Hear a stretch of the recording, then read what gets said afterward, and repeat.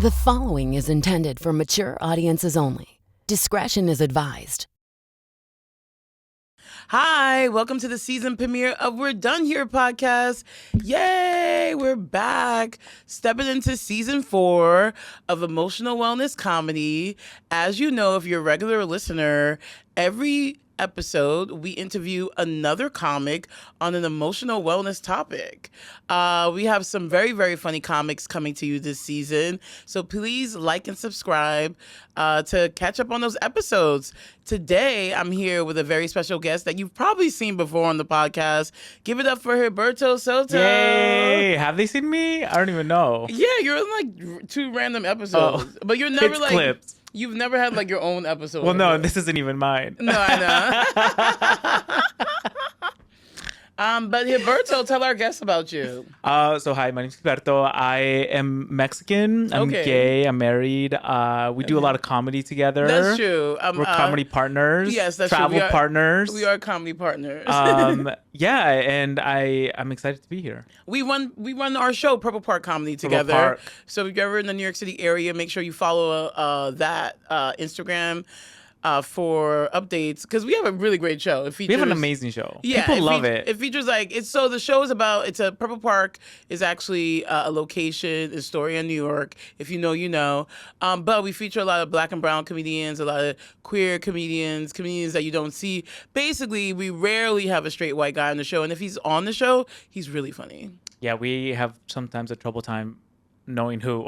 I honestly don't know who they are, as you can tell from the lineup of this particular podcast as well. I mean, I like it because it's really a concentrated effort to highlight the diversity of New York. Yeah, exactly. Yeah, Which is, it's like, it's really like, it's funny because it's like when you see lineups and you don't have any like diversity in your lineups, you're like, you didn't even try. Yeah, you didn't even, and like also. You didn't even try. We've been going on this for 4 years. How do you not know one? But also, like, where did you find all these white people? I don't even know. I live in Astoria, Queens, and like, I just don't know where they find these people. Like, because like I never see them, so I don't know where they are. Well, yeah, you don't see white people, but that's fine. Not straight ones, the gays for sure. Yeah, that's true. They're diverse. Yeah, it's weird. I don't know where they are, but anyway, they seem to find a lot of them. So yay. Tell us how you got into comedy, because we usually start off like that. Yeah. So how I got into comedy? So it was. You know what it was? Like, I was just bored at my job. Oh, me too. I was bored at my job. Back then, if somebody's listening for my job now, I'm very not bored. And I want to do something different. And I've always been very, like, I have had a lot of stage fright. I've been very, very shy as a person, like all of that type of stuff. Is that true? I didn't know you had stage fright. Yeah. I still do. I have a lot of stage fright. Do you? Yeah. That's so weird. Yeah. We perform like all the time. We perform all the time, but the reason, I don't know if you notice, when I perform, I kind of come off very confident. That's a whole like kind of persona because I'm so scared. Oh wow, that's crazy. Yeah. So then I was just like, okay, so I took like one of these like community classes about comedy, just like whatever, and then like we had to go on stage and say a joke to the class, and I was like, hi, my name's Jilberto. You can call me Alberto, Jilberto, Philberto. Okay. Or if like you're a Starbucks barista, you can just say Pedro or something. Oh, okay. And people laughed, and I was just like, I was like, and then you gotta like kind of go from there, right? Okay, I love that. I feel like everybody has a creative outlet, whether it's like some people like to like, knit or whatever like that. Some people like to paint. I think comedy is like an amazing creative outlet for anybody. Like, okay, yeah, no, yeah, that's true. I do feel that comedy provides me something special where I can like just put all my emotions and feelings and pain in it. Which brings us to our topic this week, which is interesting because we're doing something a little different. Jilberto, tell them. Yeah, I'm gonna be interviewing you. I'm never interviewed. You guys have no idea what's going on with me. So many things. No one ever interviewed. I'm always doing the interviewing. You know this? You do a lot of interview for other people, but I'm naturally curious about you. Okay, so yes. And for the season premiere, we're interviewing Mom. Yes. I think, because we talked about like, what do we want to talk about with you? Yeah. And I think what we kind of landed on is your attachment style. Oh yeah, because so here's the thing. With the attachment style thing. So So basically, last year I was like obsessed with this guy, and like there was just I don't know, I was just very obsessed with him. And then my friend was like, "Oh, I think you have an anxious attachment style." I was like, "I think this man brings out an anxious attachment style in That's me." interesting. Okay, so But not normally. there's 4 attachment styles. Do you know there's them? 4. Okay, secure, avoidant, anxious, and disorganized. Yes, exactly. Right, and so you're avoidant. Yeah, well, anxious avoidant, yes. Anxious avoidant, so maybe a little bit of both. I like personally seeing you. Can I say the word crush? Crush. Well, Have a crush on somebody. Oh, okay. It's like a new side of you, which I've realized was really cute. You know what I mean? Because that's a vulnerable thing, no? Oh yeah, I usually don't. I never like anybody. That's true. So because I don't like anybody, it's like weird when I do like somebody. Why do you think this relationship, or I don't use the relationship, this crush brought that out in you? Oh, well, it's funny because I did analyze it because I like to overanalyze things. A child of therapy. So basically, this person reminds me of somebody else. I realized that. Is that true? Okay, Yes. and that other person, did they also bring out this attachment style? Yes. Why? Yes. I don't know. Well, that was a weird situation because that relationship was a long time ago. It was like my first real like long-term relationship, and essentially it was a whole anxious thing because they actually had a girlfriend. Oh, I did not know this. Oh yeah. Where is my tea bag? This was The years tea is ago. piping I hot was today. Like, this was years ago. I was like 25. Okay. Anyway, they actually had a girlfriend, so it was just like this. But when we met, they apparently they weren't together. Okay.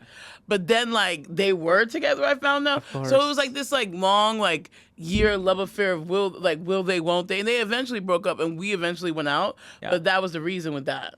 Got it. Situation. Okay. Because being kind of avoidant in attachment style means, and one thing I know about you is you love your independence.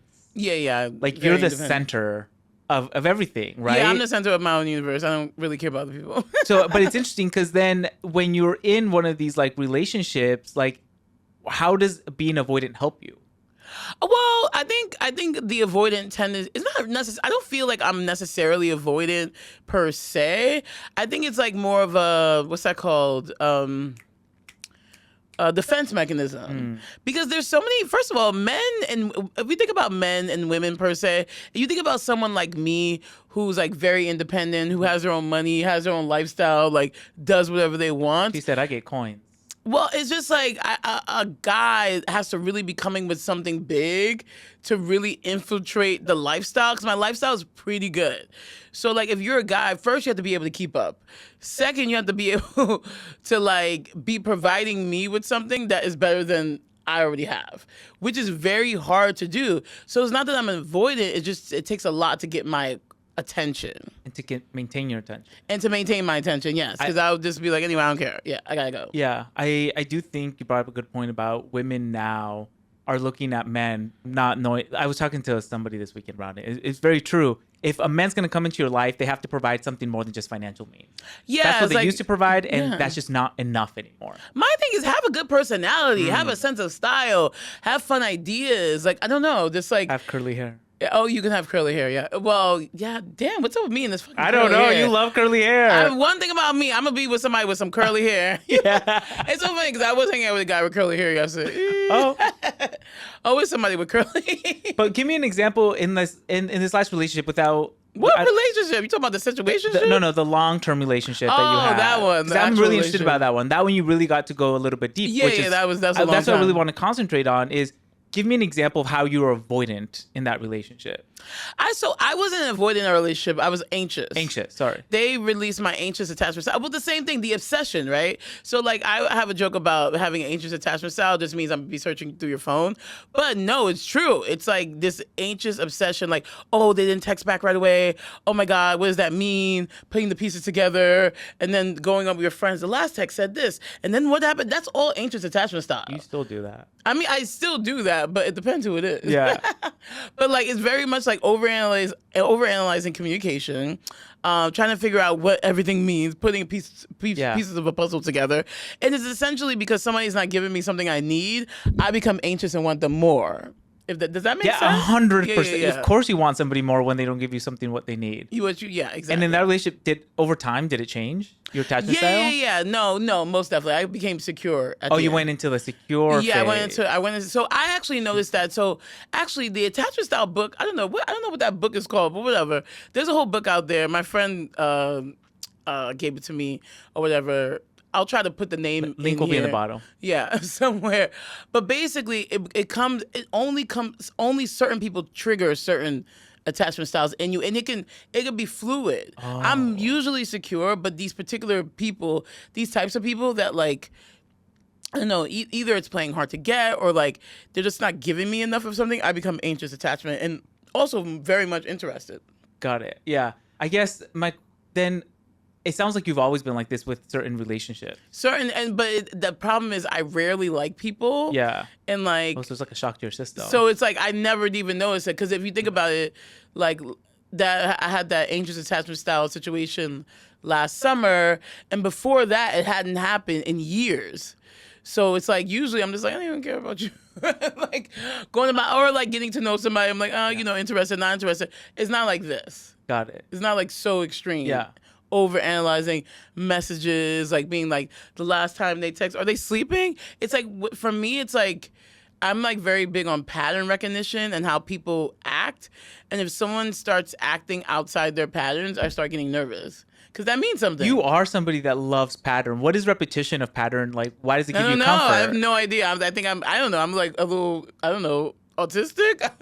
Yeah. But I'm very in tune to like how people operate in their patterns when they respond, blah, blah, blah, blah. So when that changes, I'm like, oh, something's off. What's going on? And I'm usually right too. Like, so that's another thing. When you were in therapy, as a child of therapy, and you maybe talked about how like, you were anxious in certain situations. Like, did you figure out why you were like this? So you know what's so funny?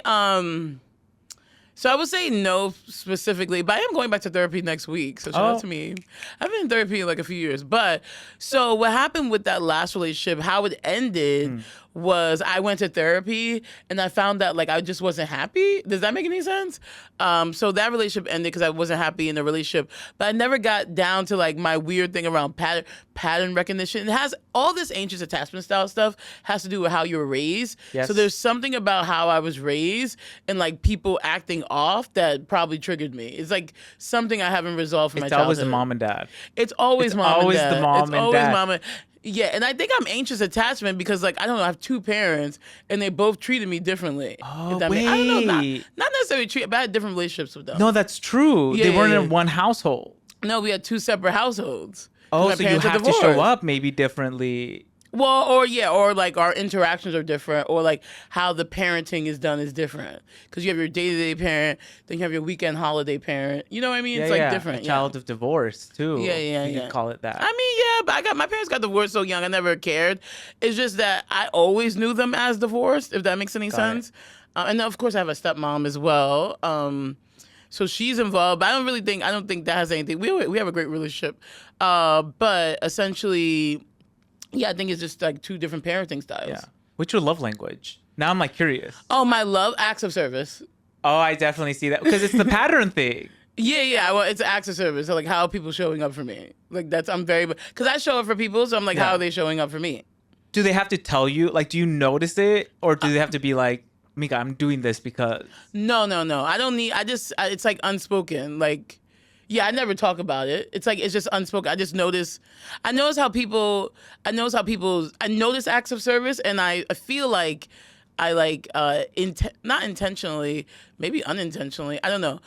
Subconsciously, I treat people accordingly in terms of how I feel. Like I don't know, they're showing up. Yeah.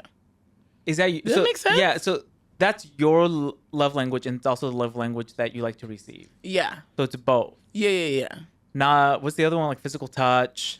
Physical touch, no, I hate that. You remember? Words of affirmation. No, I hate words of What? affirmation. That's so weird. Why? No, you it's get just a like compliment. I like spending time with my Your friends. hair looks very nice today. Thank you. But Look, it's like, who cares? it just happened. Who cares? Like, you know what I mean? Like, it doesn't matter. I mean, like, it's always like, who cares? But no, I like quality time is important. Like, like spending quality time with my friends, but it is acts of service. Like, that is the important thing. Yeah. Got it. For active service in that sense.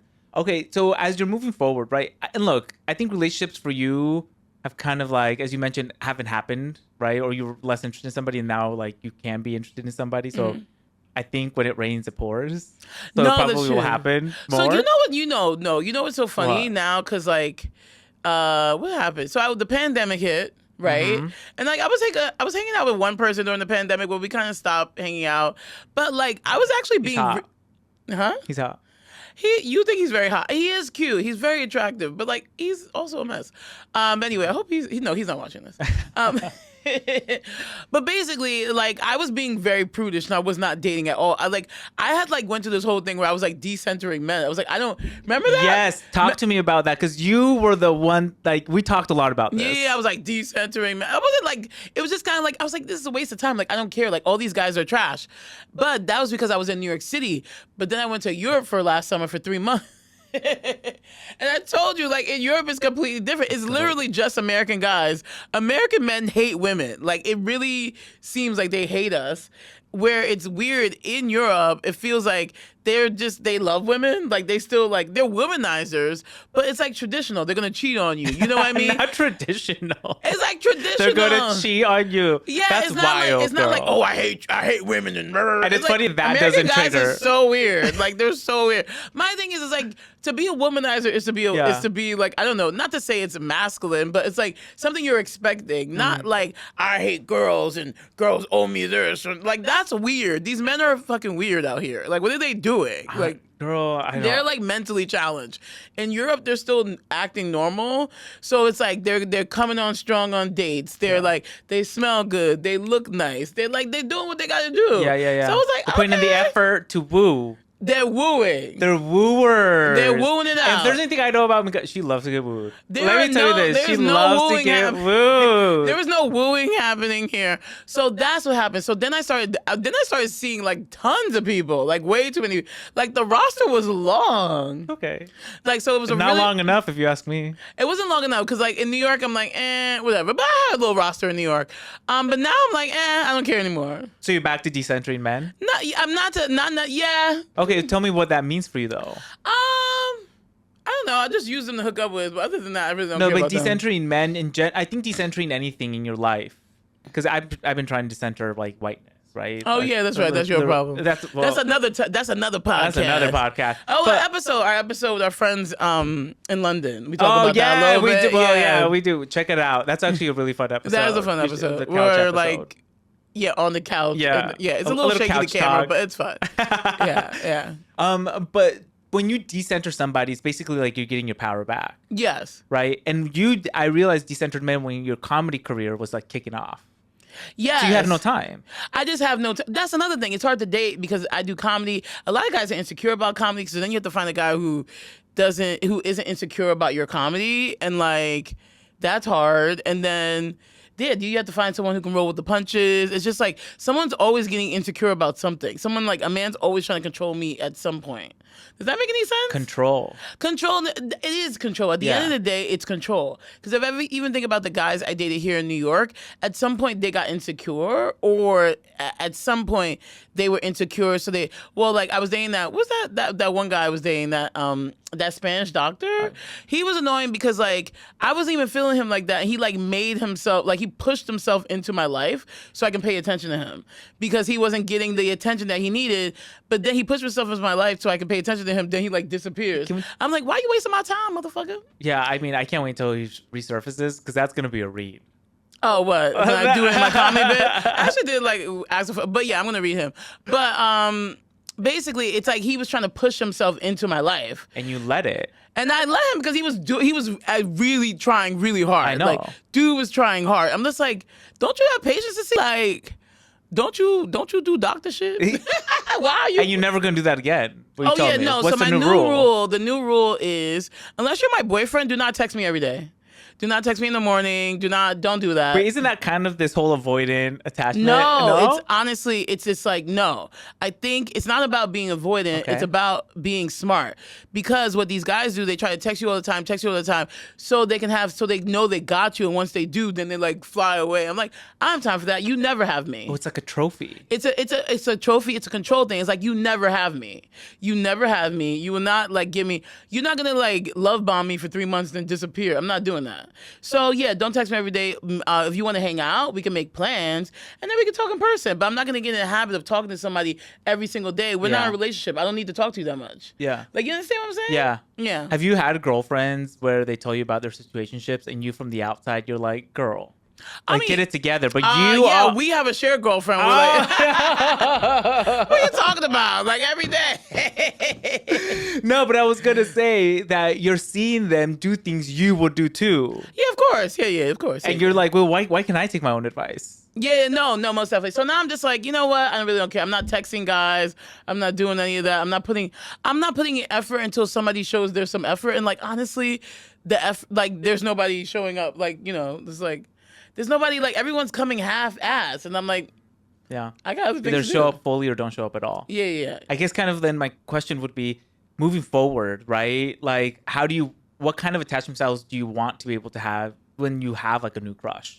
So I wanted to be a secure attachment style, and now I know if I'm acting anxious, if I'm like checking my phone every 5 minutes and like, oh my God, they didn't contact me, and like, oh my God, my phone rang, is it them? No, I'm just gonna be like, actually, this is a bad this is not, I need to remove myself from the situation, which I never thought about that before. I was just like, because to me, it's all about the chase and like they message, Yeah, but no, I need to remove myself from the situation. But isn't that like the fun part of a new relationship? It's not the fun part. It is a lot of like, now I look at it fondly. Anxious. That's literally being anxious. I'm king of love anxious. being anxious. I'm king of anxious, so I get it. Yeah. Now I look at it fondly, but before it would kill me. No, it's too right? Big. Yeah. So like, I mean, kind of like, I don't know, for like at the time, it feels like it. What have you done with in terms of attachment styles? When we're done here, what have you done about attachment styles? So I basically read this book. I don't have it here. But basically, I was reading a book and I was analyzing the situation. I was like, well, I'm not as crazy as these people. And then I learned What? No, because some people are really crazy. Then I was like, it's literally about the person. Some people trigger anxious attachment styles in me. Some people trigger secure attachment styles. So instead of like giving so much energy to people that trigger anxious attachment styles in me, because that's what I was doing. I'm gonna give that energy to people that trigger secure attachment styles. Got it. That's smart. Okay, now I know what you mean about like if I have to have that type of relationship with somebody, they're not the person.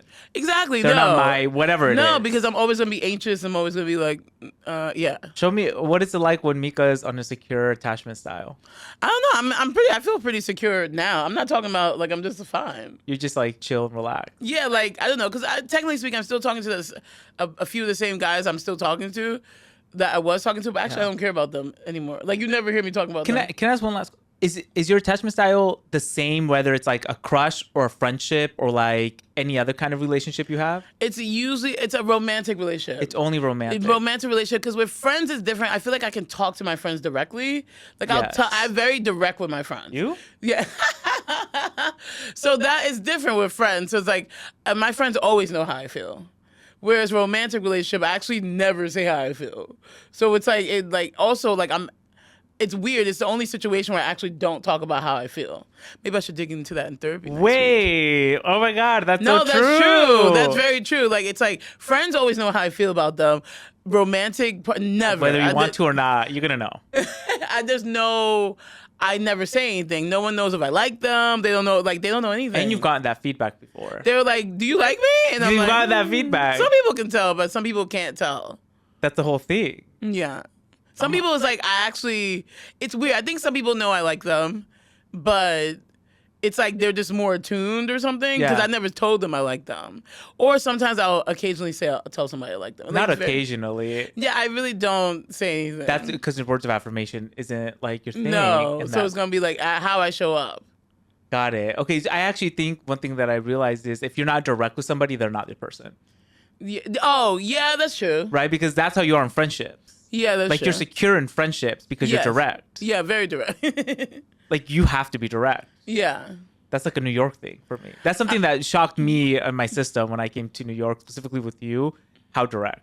Oh, how direct we are? Yeah, no, I'm super direct. So with everybody, like, I was talking to everybody. I was talking to my boss. I was reading my boss. Oh, somebody else. Oh, okay, yeah. At work, everywhere.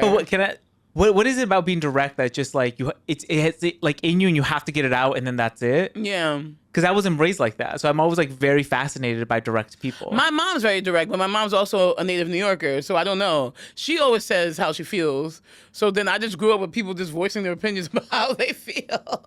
So I always say how I feel. Yeah, sometimes I'm in comment. And then like my dad's Liberian, and those people always talk about how they feel. Oh, really? Yeah, they're super rude. So They they're say both random- direct. Yeah, everybody's very direct. I didn't grow up around anybody, and my grandma was super direct and like crazy. Yeah, everyone. I don't know anybody who hides how they feel. Got it. Like in my family, no. Everyone's telling you, saying things they should never be saying. I mean, there's pros and cons to that, right? Because the cons is sometimes it is very direct, and the pros to that is at least you know where you stand. No. There's no guessing. No, for me, everybody knows where they stand with me. Oh God, where do I stand? Well, I think you know. I think it's pretty obvious. Yeah. Okay, well, look, this was the main question. I thought this was really fascinating to me. Well, thank you for interviewing me. Of course. Yeah. I hope I helped somebody. Probably not. But yeah. Read that book. I would say. Read that book. I will also say what you said was really interesting to me today. Just to close it off, like if somebody's triggering you an attachment style that you don't like, who is triggering you the attachment style that you do like?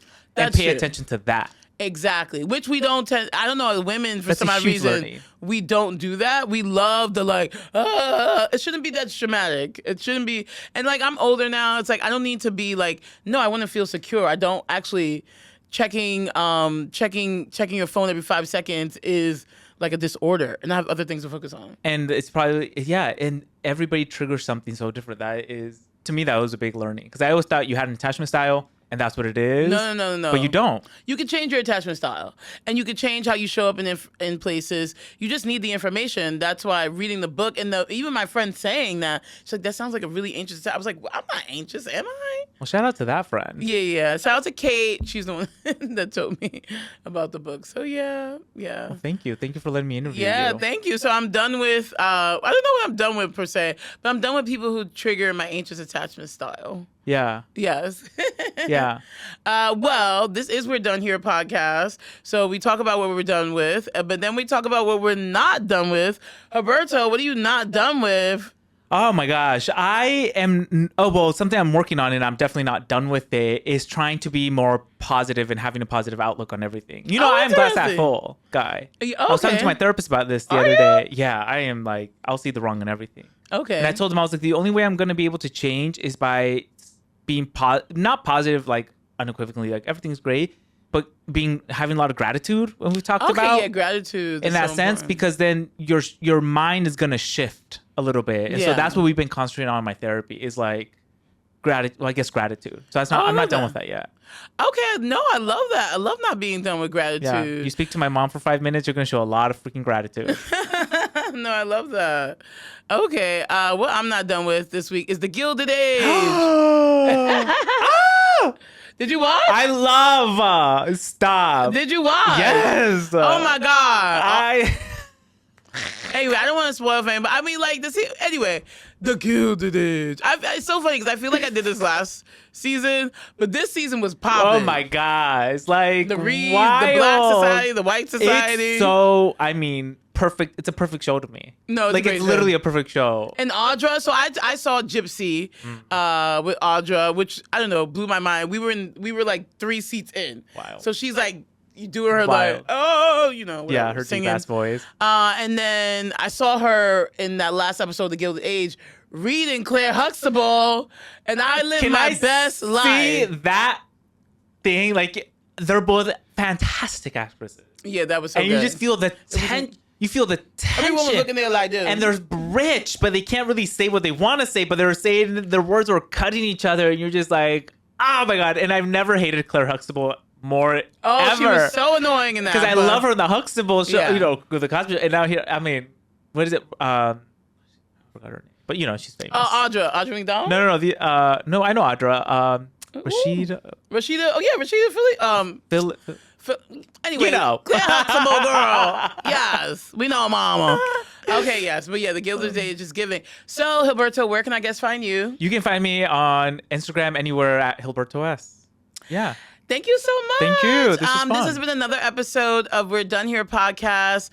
Please make sure to like and subscribe and to find us on Instagram. Yay. Bye, guys.